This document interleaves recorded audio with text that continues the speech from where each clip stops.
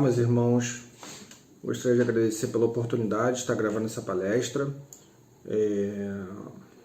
Conteúdo importante. Vou falar hoje sobre caridade, qual o sentido da caridade.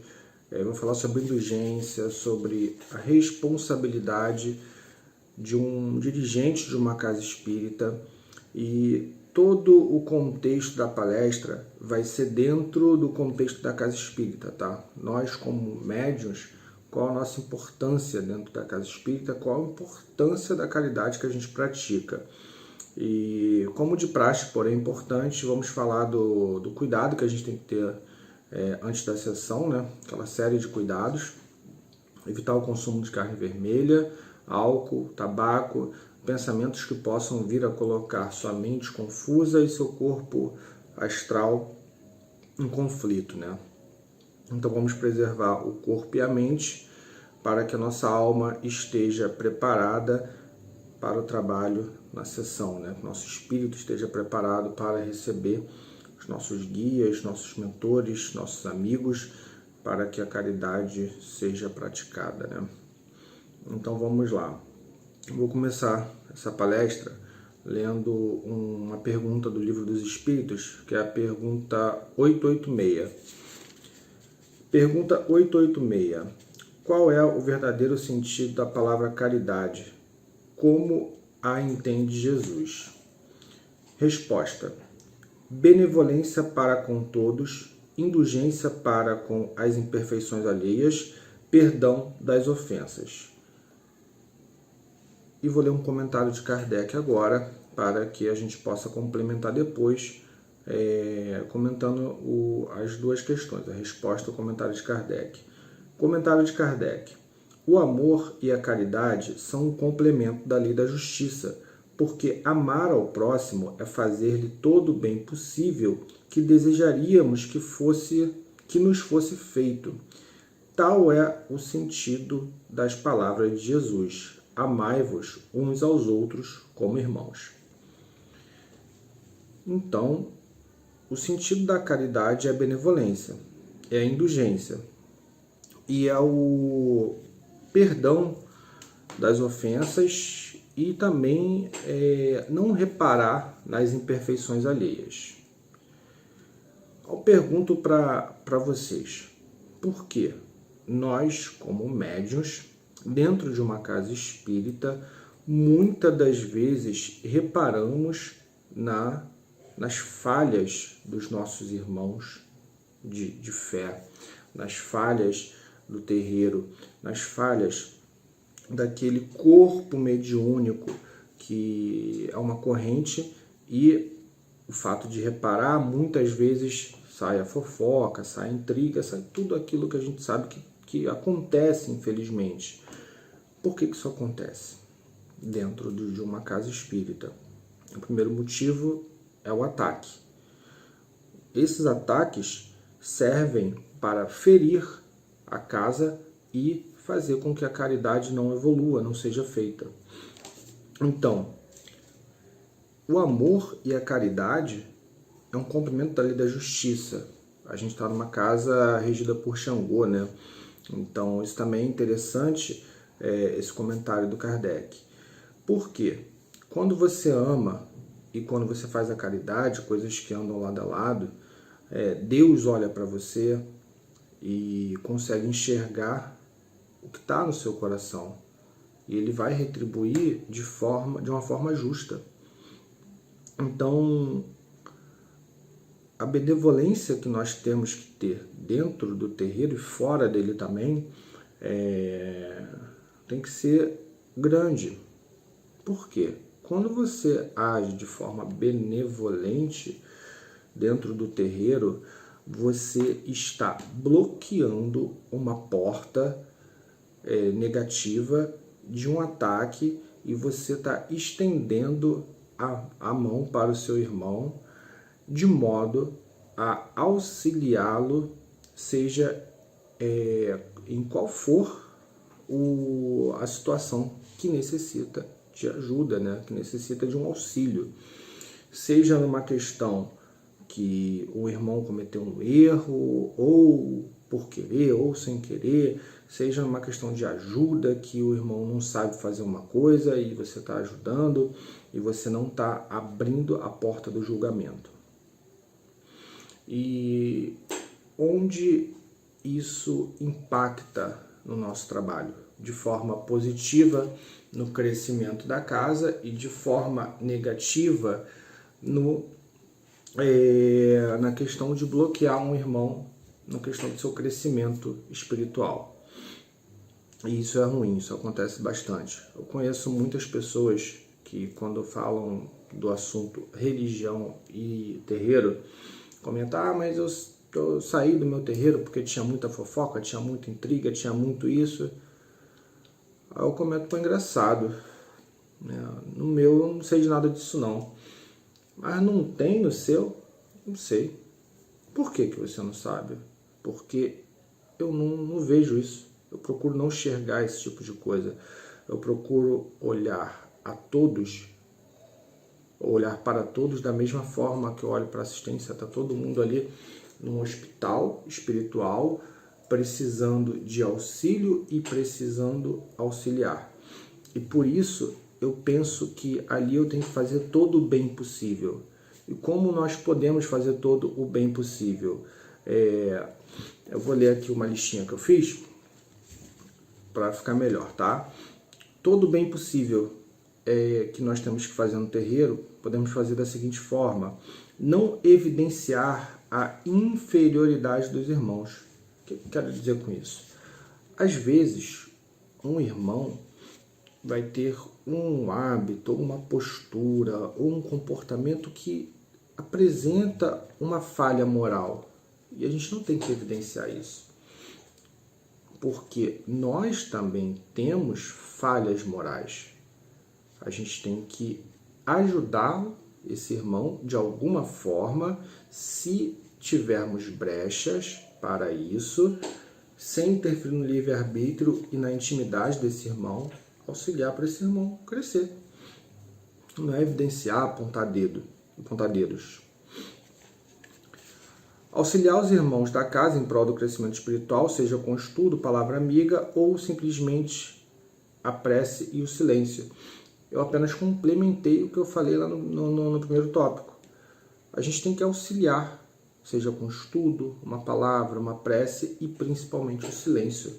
Porque se as nossas ações e as nossas palavras não servirem para edificar, para o crescimento, para contribuir com o amor de Deus, então nós temos que ficar calados e fazer uma prece, que é a melhor coisa que nós podemos fazer. Por quê? O verdadeiro homem, vou ler da forma correta aqui um texto. O homem verdadeiramente bom procura elevar o inferior aos seus próprios olhos, diminuindo a distância entre ambos. Vamos parar para analisar essa frase. O homem verdadeiramente bom procura elevar o inferior aos seus próprios olhos, diminuindo a distância entre ambos. Vamos supor que eu identifique que tem um irmão na casa que está cometendo uma ação e eu acho que aquilo ali pode prejudicá-lo. E eu tenho uma brecha para ajudar. O que eu tenho que fazer? Afastar ou aproximá-lo, afastá-lo ou aproximá-lo de mim? Eu tenho que diminuir a distância para aproximá-lo. E com isso eu não posso ter a visão que esse irmão é inferior. Não, eu tenho que ter a visão que esse irmão está necessitando de ajuda e eu posso ser um instrumento para ajudá-lo. Sem julgar, sem criar intriga, sem criar qualquer problema. Eu sou um instrumento de auxílio. E com isso eu estendo a mão. A gente tem até uma música tão bonita, né? Estenda a mão ao seu irmão que tem Umbanda como religião. Olha que legal. Quando um médium entra na casa, é essa música que é cantada, né? Então, a essência dessa música pode ser resumida nessa frase. O homem verdadeiramente bom procura levar o inferior aos seus próprios olhos, diminuindo a distância entre ambos. Por quê? pode ser resumida e deve ser resumida nessa frase: todo médium é um espírito encarnado que está buscando um meio religioso para retratar as suas falhas, servindo de mão de obra para a força maior, que é Deus. Então, assim, eu, falando por mim, eu estou na Umbanda porque eu preciso muito. Eu não sou um espírito evoluído. Eu estou ali porque eu sou um espírito que precisa evoluir. Então, eu sou um irmão inferior. Não tenho vergonha de falar isso, tá? E por isso eu faço uma pergunta para vocês, diante disso tudo que eu te falei para vocês. Você é indulgente dentro do terreiro? E fora do terreiro você também é?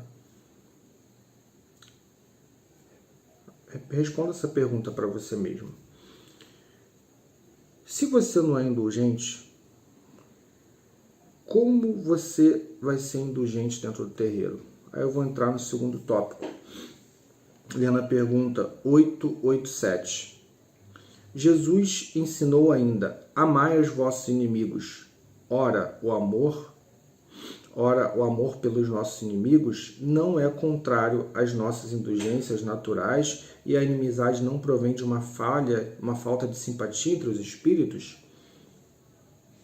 Resposta: sem dúvidas, não se pode ter para com os inimigos um amor terno e apaixonado. E não foi isso que ele quis dizer.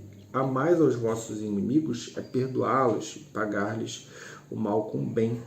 É assim que nos tornamos superiores. Pela vingança, nos colocamos abaixo deles. Mas, Rodrigo, você está querendo dizer que dentro de terreiro os irmãos são os inimigos? Não.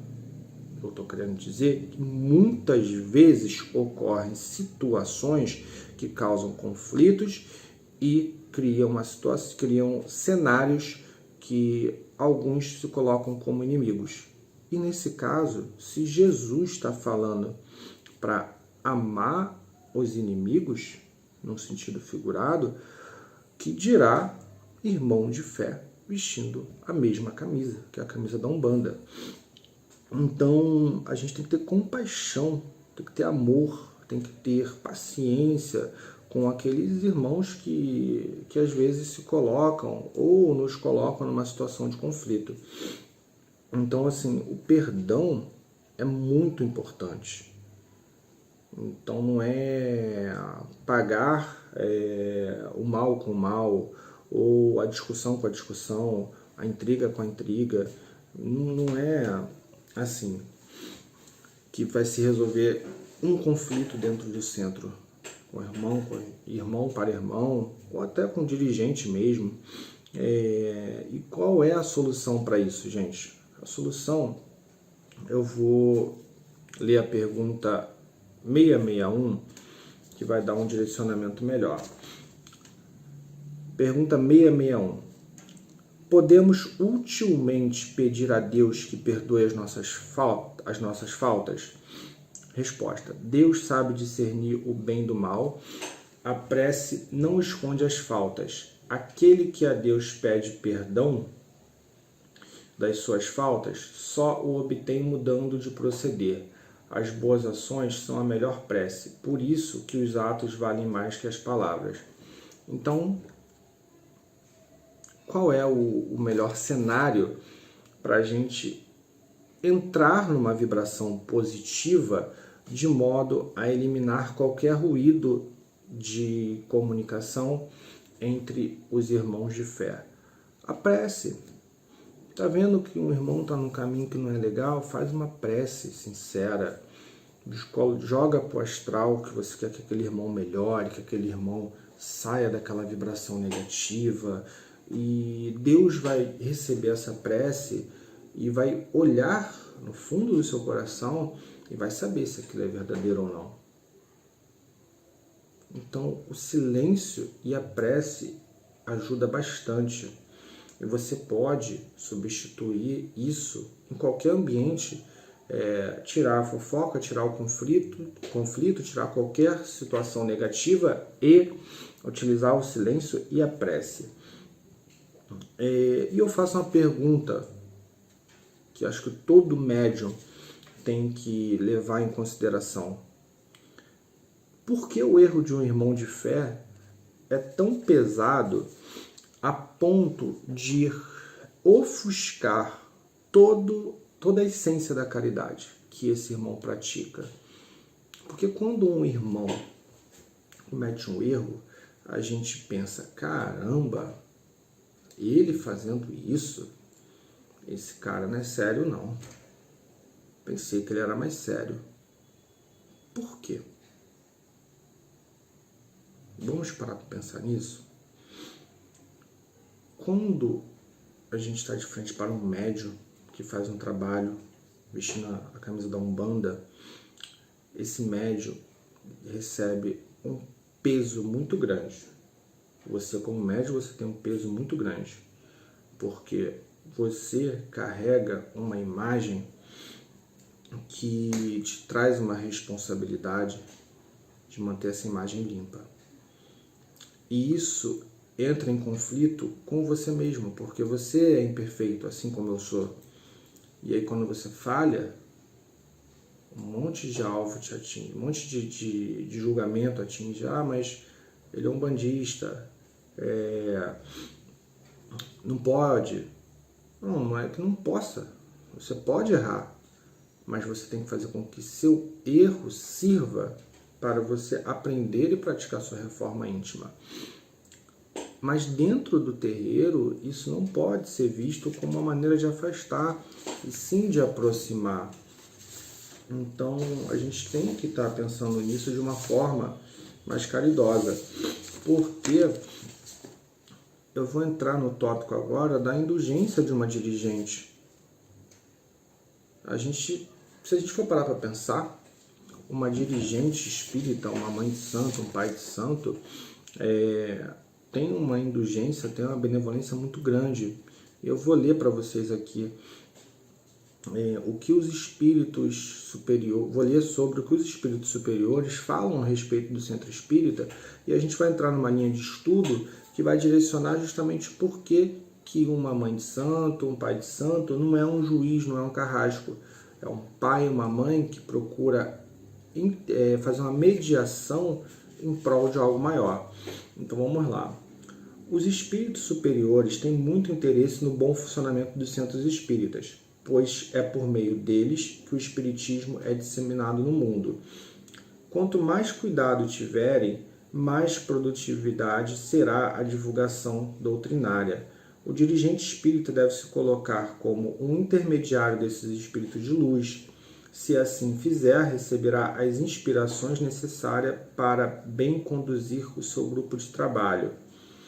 O espírito Emmanuel, Emmanuel diz que os médios, em sua generalidade, não são missionários na acepção comum do termo. São almas que fracassaram desastradamente, que contrariaram sobremaneira o curso da lei divina e que resgatam sob o peso de severos compromissos e ilimitadas responsabilidades o passado obscuro e delituoso. Em vista disso, o dirigente deve ter em mente que os frequentadores de uma casa espírita, na sua grande maioria, precisam de muita compaixão. E aqui a gente entra num ponto que muitos médios não entendem, que o dirigente ele está de frente de uma missão muito grande, que é um ponto de luz com espíritos trabalhadores que estão buscando retratar as falhas de vidas passadas através da caridade, através do trabalho de amor, né? O trabalho de se entregar mesmo à causa maior, fazendo atendimento a necessitados que chegam para serem atendidos, que é a assistência. E muitas das vezes, um filho de fé vê um problema, leva para o dirigente e fala, resolve, dá teu jeito, resolve. Ele fez isso, ele fez aquilo, como se fosse briga de criança, e espera que a mãe de santo ou o pai de santo vai lá e dê uma chibatada no outro. Mas quando a mãe de santo ou o pai de santo pega essa reclamação e analisa, entra nessa questão. Os frequentadores de uma casa espírita, na sua grande maioria, precisam de muita compaixão. E na casa que a gente está, eu vejo isso. É muita compaixão. Eu nunca vi um filho sair por ser expulso. Pelas poucas coisas que chegam até os meus ouvidos, que eu me blindo no centro, eu não permito que as notícias cheguem até mim, até por isso eu sou um pouco isolado fazendo o meu trabalho, ou fazendo o trabalho da casa junto com vocês, junto com todos. Então, pelas poucas informações que chegam até mim, eu sei que tem 3 verdades. A verdade de uma pessoa, a verdade da outra e a verdade de Deus. E a verdade de Deus é o que interessa.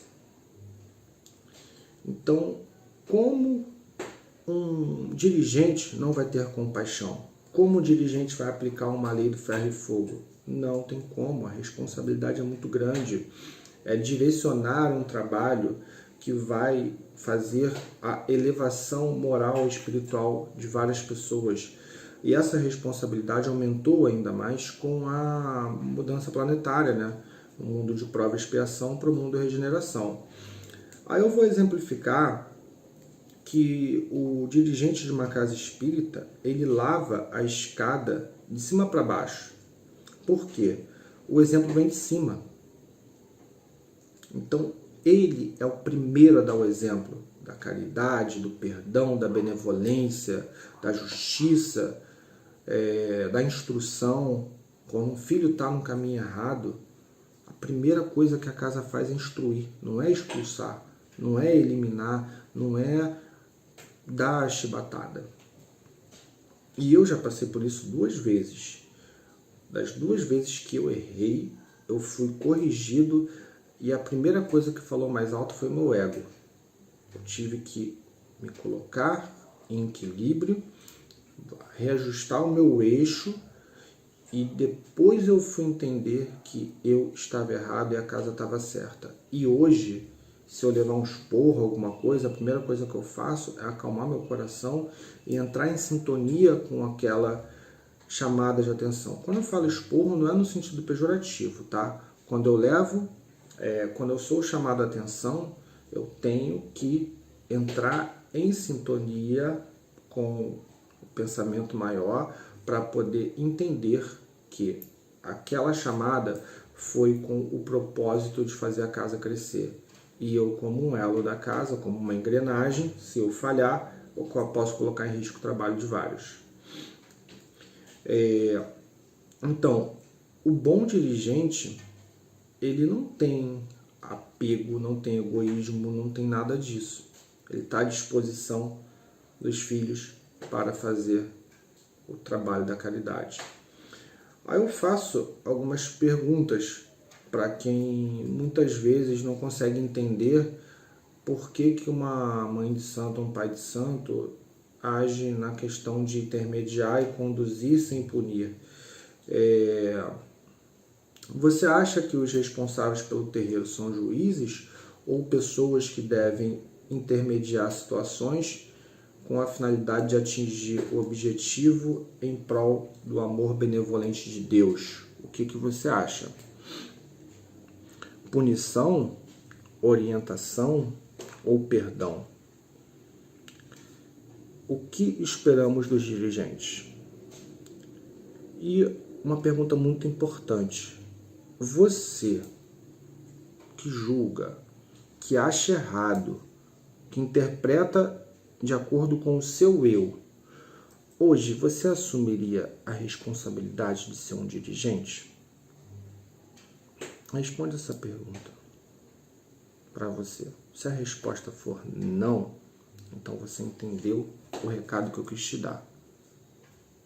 Particularmente, eu vou responder para vocês. Eu não assumiria essa responsabilidade hoje, de estar na frente de uma casa espírita conduzindo esse trabalho. É muito grande. é um peso, que deve ser um peso gostoso de carregar.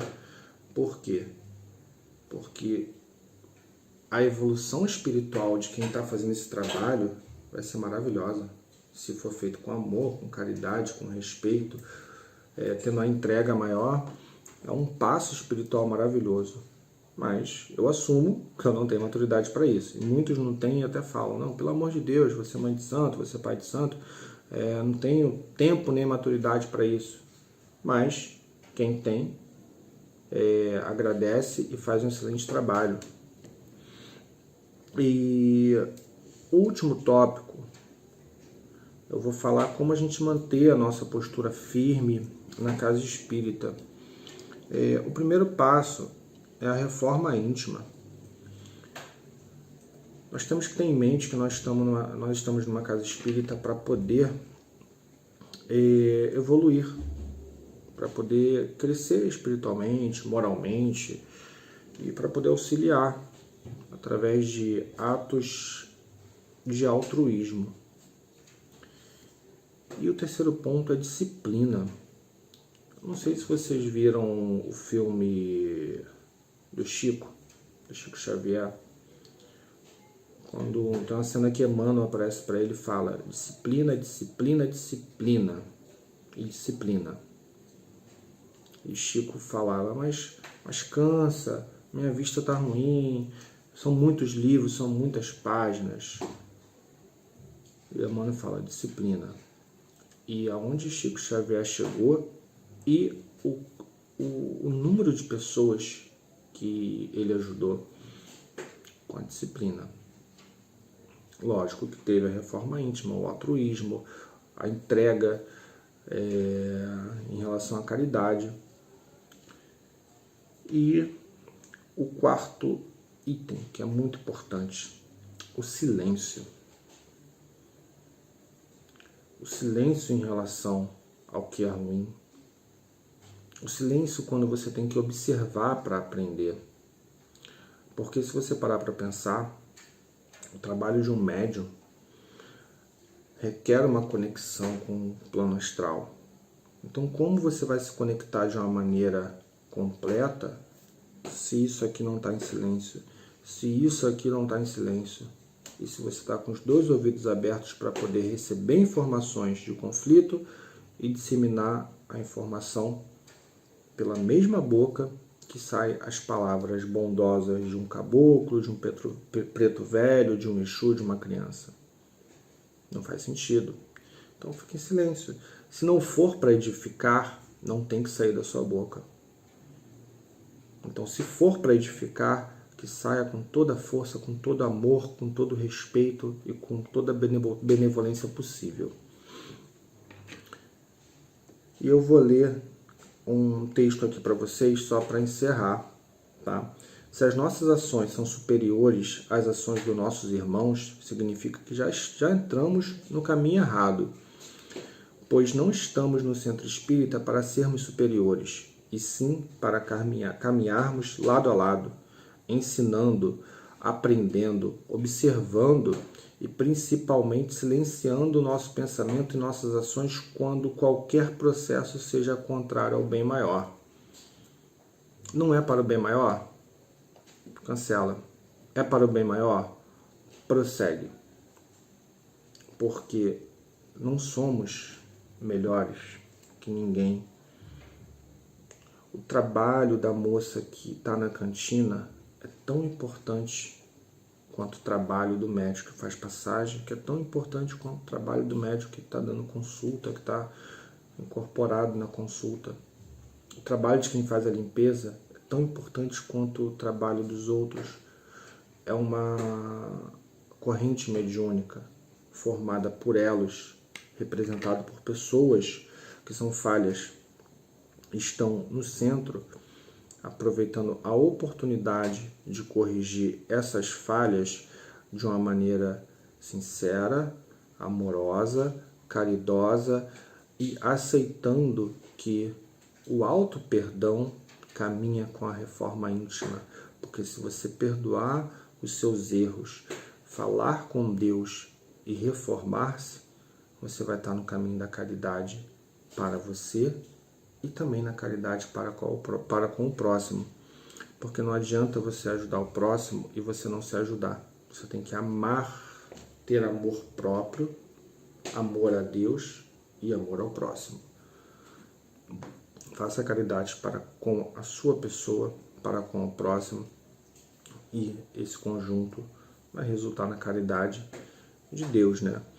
Deus não quer que seus filhos sejam infelizes. Deus quer ver felicidade na vida dos filhos. E felicidade vai combinar muito com salvação, porque fora da caridade não há salvação. Tá ok? Muito obrigado. Que Jesus abençoe a vida de vocês. Que assim seja e assim será.